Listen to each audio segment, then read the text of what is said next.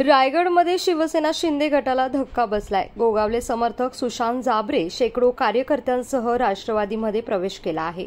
रायगडमध्ये राष्ट्रवादी काँग्रेस पक्षाने शिवसेनेला जोरदार धक्का दिलाय।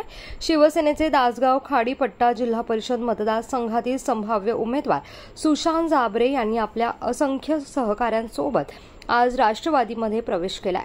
खासदार सुनील तटकरे, स्नेहल जगताप यांच्या प्रमुख उपस्थितीमध्ये हा पक्षप्रवेश सोहळा पार पडलाय। सुशांत जाबरे हे महाडच्या दासगाव खाडीपट्टा विभागातून रायगड जिल्हा परिषदेसाठी संभाव्य निश्चित उमेदवार होते, तर मंत्री भरत गोगावले यांचे पुत्र विकास गोगावले यांचे निकटवर्ती होते। सुशांत जाबरे यांच्या या प्रवेशामुळे शिवसेनेला मोठा धक्का बसणार आहे आणि मतदारसंघात राष्ट्रवादीची आता ताकद देखील वाढणार आहे। जर का त्याला मिळणार असेल तर ती नाकारून सुसंस्कृत पक्षामध्ये प्रवेश करण्याचा धाडसी निर्णय घेतला।